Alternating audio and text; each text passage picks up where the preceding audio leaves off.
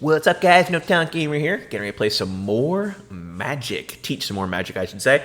Yesterday I did video on like the basics, and I used red cards to teach you what red cards are pretty much all about, using fast creatures that can attack. I don't think I ever... Sorry, I was watching my dog. I don't think I ever really talked about what it's called when the creature first enters. Whenever you play a spell that is a creature card, whenever that comes into play, it has what's called Summoning Sickness. So unless Summoning Sickness essentially is when you bring a card in, that creature can't attack. It may have an ability that happens when you bring it into the onto the battlefield, but it can't attack because it has Summoning Sickness. The only way it can attack without worried about Summoning Sickness is if it has that keyword Haste. That means they can attack as soon as that creature comes into play. So that's what, a lot of the red cards are about. Being fast, and, you know, it's what it's called burn damage, when you can just use certain spells, cast certain spells that just cause damage to a creature, or sometimes it'll say any target. So any target means any target that's on the battlefield, including the actual player, straight damage. So that's what red's all about. So I figured today we will do, let's see here. Let's just go to decks, and we will add a blue. We'll teach blue and the basics of blue, and then we'll keep playing against the computer, just so that I can take my time and not have to worry about anything. Because like I said, when you play against other people, there is a timer. But as long as I play the computer, we're good. So we're going to hit blue here. We're just going to do some easy cards. We'll do some instants. I'm not really going to look and see what it does. I'm just going to put them in here. And I also wanted to focus on counter spells, which blue decks are a lot about. Counter spells is when you play against somebody and they cast a spell like a creature. You can use a counter spell to target that spell, and it doesn't affect it. It cancels it out. That's part of the blue players. They're stopping the player from making plays, essentially. However, you can't just target any spell unless it says counter target spell. Once again, back to those keywords. For example, an offer you can't refuse. This says counter target non-creature. So you can counter anything else as long as it's not a creature spell. But there are some that will say, no, let's see if I can't get to them. But as you can see right here, counter target non-creature, which means you can only counter a spell that does not involve a creature. And its controller creates 2 treasure tokens. We'll get to that. Actually, we can kind of look at it here. So tokens are things that aren't actual cards. They're represented by tiny little images, essentially, and they won't have a full image of a card.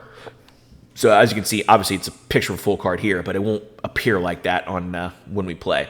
So this says token artifact, and this says you can tap it. It's got that little arrow to the side, which means you're using it. So you sacrifice that artifact and add 1 mana, which is any of the colors: red, white, blue, green, black. So you can add 1 mana of any color. So it doesn't have to be blue, even though this is a blue deck. So we'll go ahead and put this in here so we can teach some of that. See if I can't find one that has... Okay, here's a new little concept as well. So if we look at this card here, once again, it says this is an instant, which is the thing in the middle, which means you can use an instant at any time. So it says return target creature. So this kind of plays into effect with the whole Summoning Sickness thing. So if you're playing somebody who doesn't have a creature with haste, let's say they come into play, they have to wait 1 turn because they have Summoning Sickness. However, if you use this card, you can let that person's creature get out of Summoning Sickness on the next play, so they're ready to attack. Yet before they attack, you can actually send that creature back to the owner's hand. That way, when the creature has to come back in, it has Summoning Sickness all over again. That's one of the key things of this this spell right here. So blue is a lot of defensive spells because you don't really have that many creatures. You have some. Mostly are flying, typically, I feel like. So yeah. See if we can't get some creatures with flying. Ooh, this would be a good one too, because it's got flash. And it's some other keywords we can go about. Okay. So, come on, bring it up again. It's not bringing it up. There we go. Cool, cool, cool. Okay, so we can go over some more keywords here. Flash. This is an interesting concept. So this is a creature. It's not an instant spell. Like I said, instant spells are the ones you can cast anytime.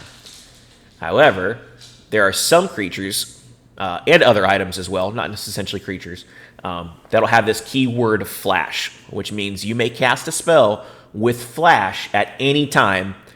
You could cast an instant. Like I said, instants can play anytime. Well, anything with flash you can play at any time. Not all creatures have this flash ability. Like I said, that's just a special ability for some cards. We also have another keyword which we can use. This has the keyword defender. So defender is a creature with defender. They can't attack. That's literally their job. They're a defender. They just stay back and block creatures that your opponent may send at you. So they can't attack. However, there are some, we won't worry about it right now. But there are some creatures who have defender, and then there will be a ability that they need, or a requirement they need to fulfill. And sometimes there'll be a fulfillment where it can actually let the creature with defender attack instead of just staying back. But obviously this one doesn't have that ability. This one is just a defender straight through and through, so it can attack. Haste, like I said, we just went over that keyword. It's a creature with haste can attack and tap if they have a special ability as soon as it comes under your control. So we'll go ahead and give that. There's another defender. Here's one of flying. This guy doesn't have flying, even though he looks like flying. So we'll go ahead and add some here so you can see what the flying is all about. Some more instants. We did instants already. Okay, we'll do this one just for... So this one, as you can see in the middle, has more keywords. This isn't... And actually, we'll go over this one as well. Add this. That way you can go over here. Okay, so this is another keyword in the middle, the special type of card. Like I said, there's instant, sorcery, enchantments, artifacts, creature spells. Those are pretty much the keywords that you use to describe the card. This one, however, is an artifact. An artifact is something that stays on what is called the battlefield. Anytime you put cards into play, you cast them, it goes on to the battlefield. This one is an artifact, and artifacts will stay on the battlefield as long as the person that you're playing against doesn't have a spell that destroys artifacts. Otherwise, artifacts will stay on the floor or on the battlefield. So here's an artifact.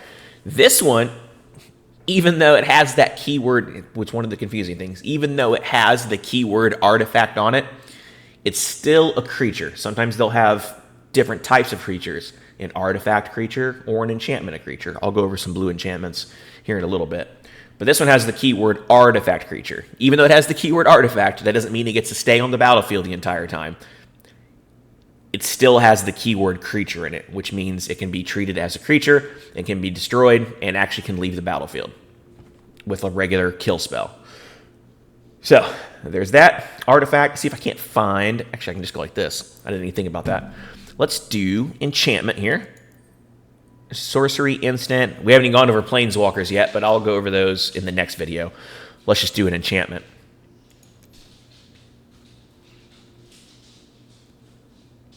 So this is another type of enchantment.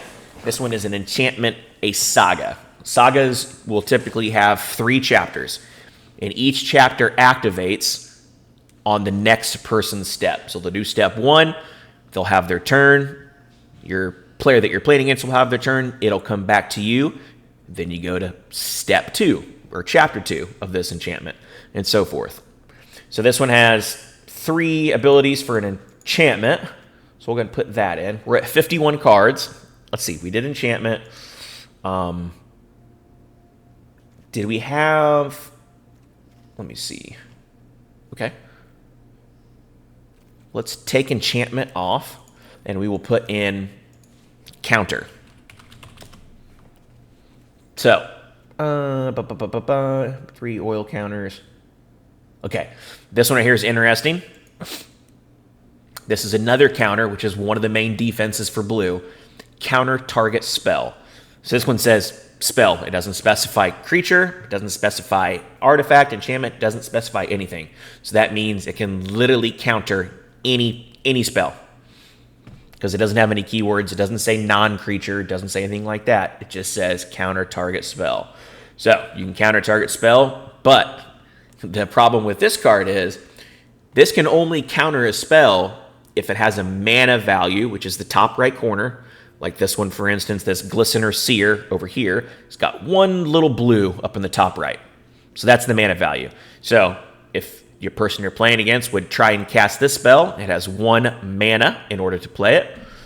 You're going to counter target spell with mana value 1 or less. Yes, there are some spells that don't cost anything, but that's more advanced stuff. We're just trying to do the basics here with blue, trying to go over some keywords. Because like I said, in Magic, there are tons of keywords, but once you know the keywords, it all just kind of comes together, and it's a lot easier to understand. So this is a counter target spell, but you can only counter if it's got mana 1 value. There's another non-creature. Okay, here we go. This one's a little different. This one, don't worry about the incubate. That's another thing. We're not going to worry about that right now. We're just going to worry about what it says on the left here. So this says counter target creature. So you can't counter an instant, you can't counter a sorcery, you can't counter an artifact, you can't counter an enchantment. You can only counter a creature or battle spell. Battle spells are relatively new. I don't know if we'll go over any of those. I'm not going to worry about those. That's a little more advanced stuff. Like I said, we're just trying to do the basics. But this is a counter target creature card, for example. So like I said, can't counter anything else except for a creature. So we're going to add that. We added 2 of those. We got space for, 6 more cards, even though we can go over the 60, but you don't really want to do that. Okay, here's this. Let's just do this one. This is another special counter spell. So on this one, you can see it's another instant, which means you can use that anytime. In this one, it says choose 1. And as you can see on the bullet points here, it gives you 2 bullet points. 1, you can counter a target spell with mana value 2 or less. So like this creature here, once I scroll on it here on the top right of this card, you see the 1 colorless mana and 1 blue. That's 2 mana. So if an opponent tried to cast this spell, you could use this to counter target spell with mana value 2 or less. This one is even more specific, which does not really, you don't really see that too many times where it counters specific spells. But this one, for example, you can only counter the target a red or a green spell or has a mana value of 6 or less. I mean, that's a lot of cards. Not many cards have more than 6 mana to cost. But that's very specific. You can counter target red or green or mana value 6 or less. So we'll go ahead and keep that. I think I need to play some creatures that we can... I gave you a flying one, I believe. Yeah, this guy has flying. We did that. That's another flash card. I like that. This is a counter spell. Okay, this is an interesting counter spell. We're going to put this one in here. This is a new thing as well, a new mechanic. Like I said, each new set typically brings about a new mechanic or uses a past mechanic. So this one here is called Casualty. Casualty is a new mechanic. This one says Casualty 1. It says, as you cast this spell, you may sacrifice, which means you destroy yourself, not your opponent. You sacrifice a creature with power 1 or greater. As before, on this card, on the bottom right, as you can see right here, it says 1, that's the power. 3 is the toughness, the defense of that creature. So this is power 1. If we go back to here, this one says you can counter a target spell unless its controller pays 2. As you can see, the 2 does not have a color. That means it is a colorless mana. That means for your opponent to counter it, or to be able to cast that spell, they're going to have to pay 2 mana of any color. However, with this new ability, Casualty, it says you can counter a target spell unless the controller pays 2. But the Casualty has a number 1 after it. This means, as you cast a spell, you may sacrifice a creature with power 1 or greater. When you do, you copy this spell. So now, instead of having to pay 2 colorless mana for your opponent to cast the spell, now you sacrificed a creature with, let's say, this creature's on the battlefield, and we sacrifice this creature because he has a power of 1. Therefore, this spell's copied. So instead of just paying 2 colorless, now that we sacrificed a creature, now they're going to have to pay another 2. So now it's going to cost 4 colorless mana just for your opponent to play that spell. If they don't have the mana for it, then that's it. The spell gets countered. So that's a new concept, new-ish. Let's see. Let's talk about. I want to do another exile effect, so we can talk about exile. Let's just actually put that in there. We'll go ahead and type in here. We'll type in exile. Okay. That's a sacrifice.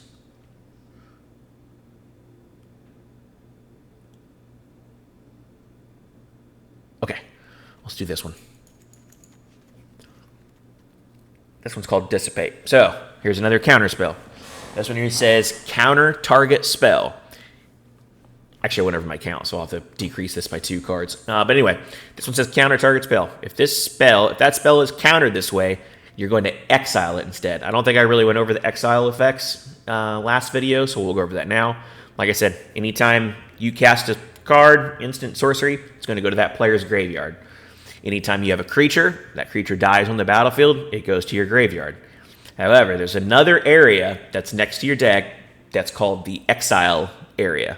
So anytime you exile a spell, it means exactly what it says. Exile, you cannot cast that card for the rest of the game. It is gone.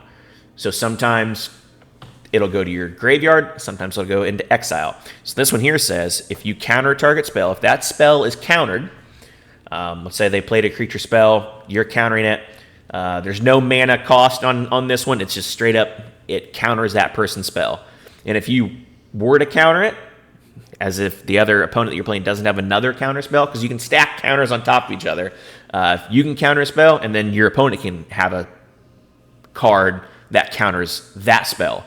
So it gets kind of into a thing, but if you're not playing a blue, most other cards, I think blue is almost the only one with counters where you can counter spells. I think blue's the only color that does that. I mean, I could be wrong. I'm sure there's been, like I said, games been around since '93. I'm sure there's plenty of cards that may have counter on it that aren't the color blue, but I'm going to say 99% of your cards that have counter spells are blue spells.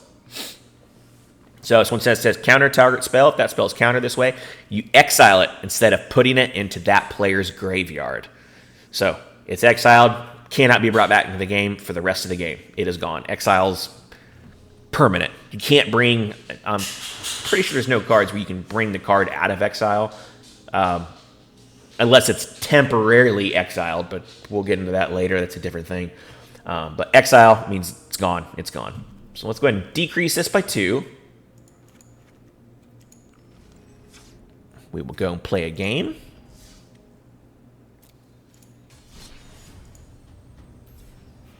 Play. We're going to do a bot match. We're going to do this new deck. So now we can actually see the blue cards in action. So we'll go over this. I don't know if I win this game because I don't have many creatures. Like I said, I just kind of wanted to do counter spells and go over that stuff. Rightio. Now let's play. Oh, we're going to go ahead and mute you, Sparky. Ooh, so we're playing red, just like we played yesterday, which means red cards, most of their creatures are going to have haste, no summoning sickness. That means they can attack right away. But it still has to have that keyword. So we're going to go ahead and put this up here. As I said earlier, this is a flash spell. It means we can cast the spell anytime, even if it's the other person's turn. You can cast it anytime as if you could cast an instant. So we don't have to play that right now if we don't want to. I may save this card in case they try and play a creature with haste, and I will show you. Okay, so like I said, this creature is going to be, it can no summoning sickness. It has haste. 2 strength, which means it's attack power. 1 is the life total defense. So let's go. This guy's going to go here. So he's probably going to attack real fast because he doesn't know that I have this card. So let's see if they attack. So we're going to go on to the attack phase. Like I said, there's the attack phase. You declare your blockers, and then the damage takes place. So we're going to let him go, see if he attacks. He probably will because he doesn't know I have this card.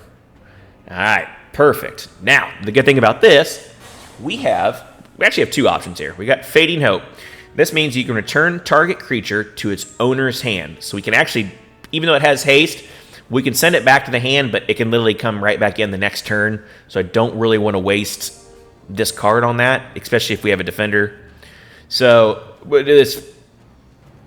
I want to keep going over this too. So it has a mana value of 3 or less, which this one, as you can see, top right corner, 1 colorless, 1 red mana. That is less than 3. It has the ability to scry. And once again, what I like about using Arena, it explains to you what that ability means. Scry 1. It means you can look at the top card of your library. You may put that card on the bottom of your library. Most Magic cards, when you actually play in person, not on the computer, don't describe what that means. They just automatically expect you to know what that means. But once again, that's why I like using Arena. It actually explains to you what the heck that means. So we're not going to scry. We're just going to bring in this guy because it has flash. It means you can cast it at any time. You could cast an instant. I'm going to use this. It's got 2 power. My creature does not have any power, so it's not going to do the 1 damage for the toughness, so it's not going to kill this creature. However, this guy only has 2 power, but I have a toughness, a defense of 3. Therefore, I'm not going to kill it, but it's not going to get past this defender. Should bring this counter down to 1, because now the damage takes place. Boom. That number stayed 1 because I didn't have an attack power. It was at 0. This one had a strength of 2. Therefore, my toughness goes down to 1. Turns over. Combat phase is over. Goes back to normal. I go back to 3 toughness on this character. So now it's my turn. I'm going to go ahead and do this. And let's go ahead and end that.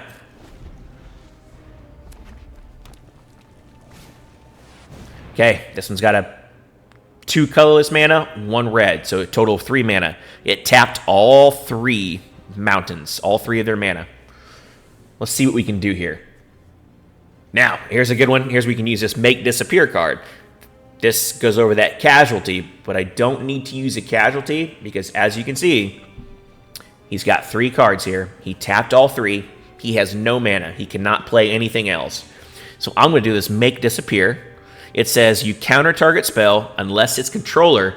He has to pay 2 more mana. As you can see, he doesn't have 2 more mana. So this card is not going to work. It's going to go right into his graveyard because it was countered.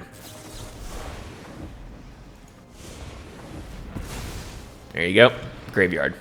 Sweet. And then to the left, you can't see it. It's not showing it because there's no card in Exiles. I don't know why he's attacking because he knows that he's not going to get through because I have 3 toughness.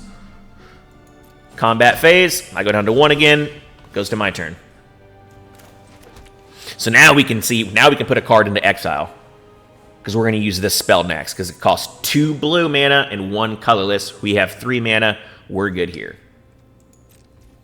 No combat phase because I don't have any attacking creatures. I just have my defender. All right. Now we're going to counter the next spell no matter what it was. That we can see the exile. Okay. We're going to go ahead and counter this. It says counter target spell. If that spell is, like I said, it doesn't specify on the counter. It just says counter target spell. So it can be any spell. Creature, enchantment, artifact, whatever. It can counter anything. So this spell is going to be countered, and we're going to exile it instead of putting it into the owner's graveyard. See that little wind turbine? Now, as you can see right here, use this block. I won't go over that yet. But as you can see, there's the graveyard over here. And in this area right here, with the little whirlwinds, that's the exile area. Like I said, once it's exiled, that card will not come back. So we can look and see what cards have been in exile. Use this blocker. I don't know why he's attacking. I really need a creature so I can start attacking. But we're not getting that ability. So let's go ahead and use this just because. Even though it's got haste, and as soon as he plays it back, it can attack. But we're going to do this. So we can try this scry method. Okay, now scry, see? So now, that ability, we can drag cards. We can put this card. Scry means you get to look at your top card of your deck. You can decide, hey, I want this card. I'm going to keep it on top if I want to.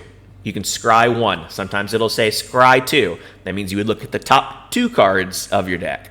However, this says scry 1. We're only going to pull off the top card of the deck. We're going to look at this card. Hey, do I want this? It's got some good stuff. It says it's got 3 steps. It also has the read ahead ability, which is another thing. But it says choose a chapter, and now we can start with any of these chapters, 1, 2, or 3. Typically, if it won't have the read ahead effect, it'll start right at the first chapter, then go to the second, again go to the third, at the beginning of each of your turns. However, this says read ahead, we can pick whichever chapter we want. So let's just go ahead and go to chapter 2 when this card comes up at the top.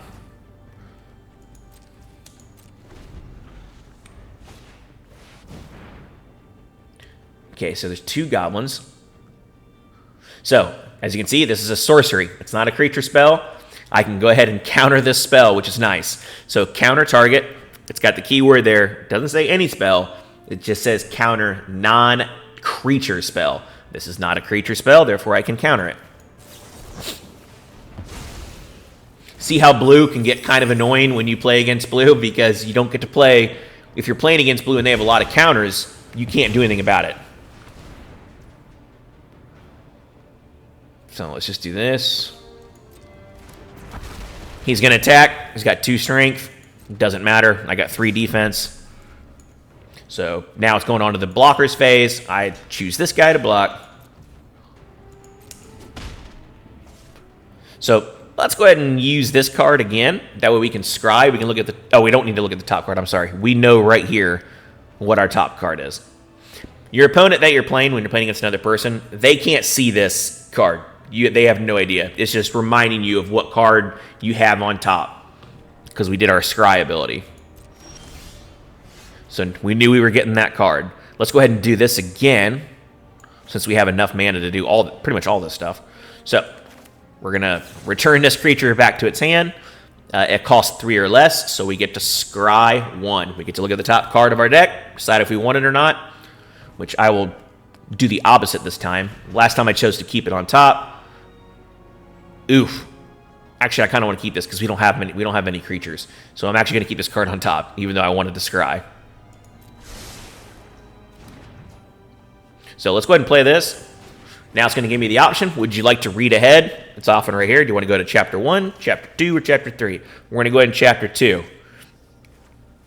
This is another keyword, which is one of my favorite. I absolutely love this ability. This is called Mill.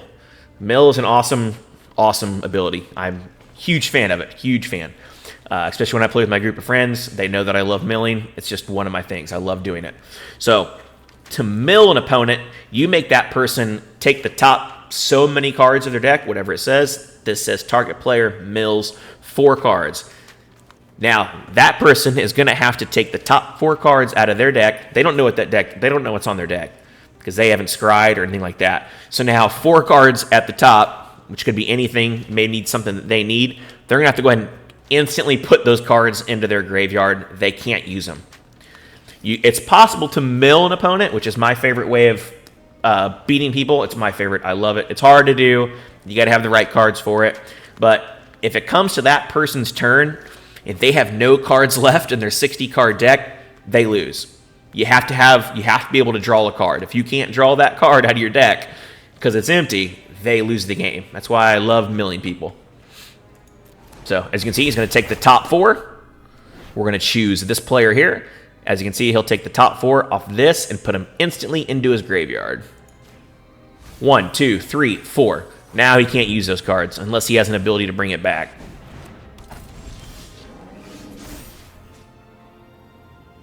Let's go ahead and do this. This is saying I can exile, which means now instead of keeping it in my graveyard, it's going to have to go into my exile pile, which we don't have one yet. So we are going to exile something. exile target instant or sorcery. I got all 5 instants here. So exile target instant or sorcery card from your graveyard. It means it's going to go straight into my exile pile. However, I do get to copy it. So it's going to replay that spell. However, once I use that spell, it goes into exile. So let's go ahead and copy it. We're going to do this one. I'm going to choose 1. Now, even though I'm copying it and I'm still playing it, it doesn't say cast for free. It doesn't mean I get to play the spell for free. I still have to pay 1 mana. So we're going to do that. Target him. See, I still have to pay a card. I don't get that instantly. So his mana value is 3 or less, so I get to scry again. Okay, here we go. Now I can show you. I don't want another card. I don't need another land card right now. So this is the cool part about scry. I can keep this card at the top, or I can go to the bottom. Now that card will stay in the bottom of my pile. My deck, sorry. Cool. I don't know what's coming up next. However, I don't want that land, so let's go ahead and bring this dude in. He's a flying creature. Now I can go over the top. Because so far the opponent has not played. Okay. Let's go over what he just did there. I think that went to my exile, didn't it? It did. So we'll take a look at this card. He had to pay all 5 mana, so he tapped all 5 of his lands. This says Reduce to Ashes, which is the name of the card, deals 5 damage to the target creature. My creature only had a toughness of 1. So it went ahead and dealt to 5. Now, it says if that creature would die, which it died, exile it. So now I don't get to keep it in my graveyard. It goes into the exile pile. I can never play that card again. So that was the good thing about this guy's card. So, as you can see right here, exile. It's in my exile pile. I can't play that card again. It's done. But we're kind of in trouble here because we don't have any creatures that can attack. Oh, so now he's using this to deal 5 damage to this. However, if you look here, it says counter target non-creature spell. So this is a sorcery. It's not a creature spell. I'm going to go ahead and counter it. That way he can't destroy my defender. One of the cool things about blue. Countering spells. Now, as you can see, I countered it. Now, he's going to use the artifacts. It's got haste. He's going to the combat phase. I'm going to block. Boom. Let's go ahead and mill this guy again. We'll play this card again. What's this? Actually, let me view the battlefield. I can't remember what this card does. Mana value 1 or less. Okay. So let's go ahead and go to Chapter 2 again. Let's mill. Means he's going to take the top 4 cards of his deck, put it into his graveyard. Target him. 1, 2, 3, 4. Now he can't play any of those cards.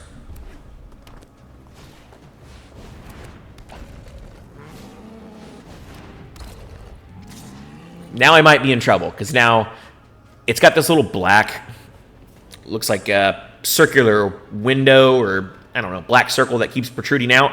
That's the symbol for summoning sickness. So he can't cast these, or he can't have these creatures attack until his next turn. However, this guy gets to go whenever, because he's got haste. So he can play as soon as he comes into the battlefield. So next turn, he's going to be attacking with a lot. So I'm going to go ahead and block here. I don't know if I have a good...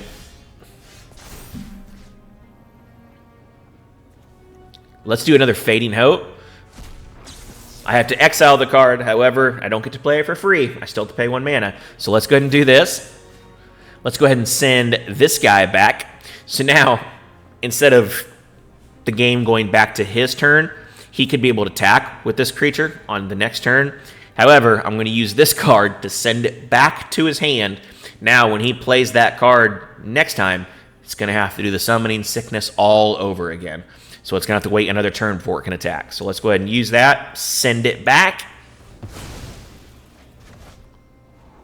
Golden. I'm going to keep this card because I like this card.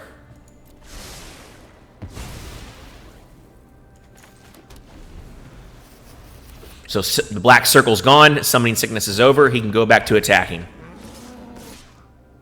Now he's going to do some damage to me because I only have 1 guy to block. Just go ahead and block him. He's going to hit me for 2. Went down to 18. Let's go ahead and send this card back. See how it's got Summoning Sickness still? Now, I'm going to send it back. Now he's going to have to wait a whole nother turn, because when it comes back, he casts that spell again. When it comes back in the next turn, it's going to have Summoning Sickness all over again. So he can't attack with it. We'll go ahead and keep this on there, even though he's probably not going to play a non-creature spell. He's probably just going to cast this card again. Another creature spell, can't target. However, this one I finally get to use. This one says counter target spell with mana value 1 or less. If you look in the top right card of this 10 Street Cadet card, it costs 1, therefore we can counter it.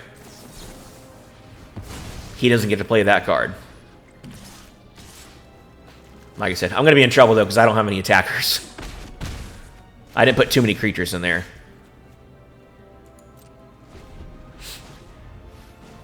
Can't counter it, because it says counter target non-creature. He's going to do more damage to me. He's starting to really hurt me. Yeah, I'm going to be in trouble here. However, that's good, though. I'm just not going to block. I'm going to let him destroy, or have him pretty much kill me. So. Down to 5 life, which means next turn, I'm dead, because I'm not going to block. No blocks. Boom. Down. I lost.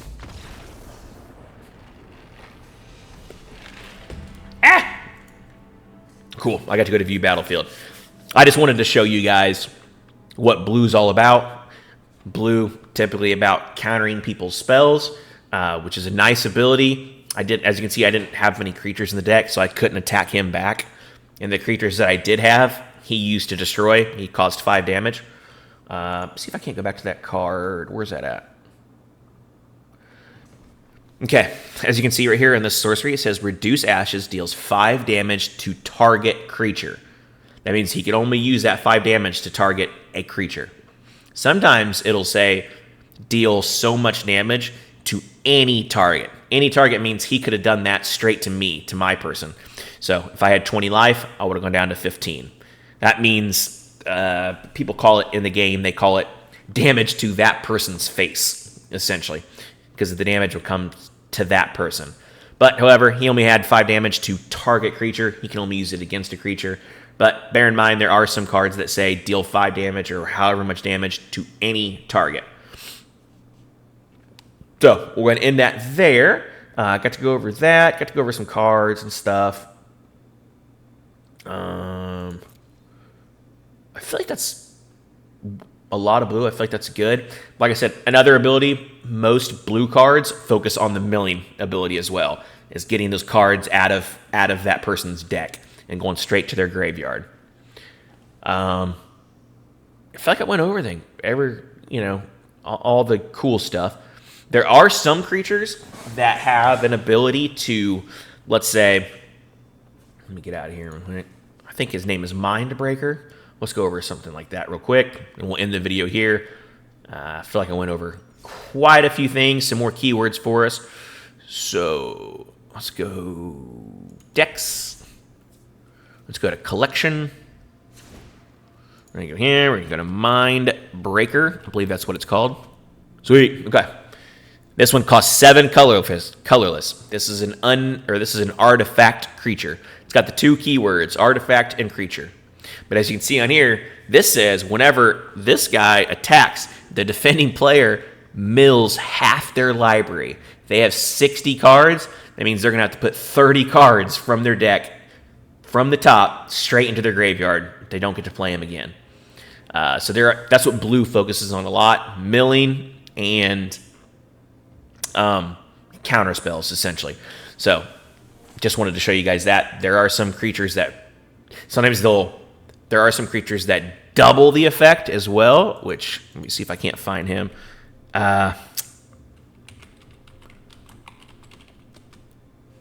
No. My gosh, I can't remember his name. Forgive me. I'm sorry, I can't remember his name. But there are some creatures where if they're onto the battlefield, it says to double mill. So let's say you have that Mindbreaker card. You play that. let's say you play this Mindbreaker card. This says if any player mills half their library, round it up.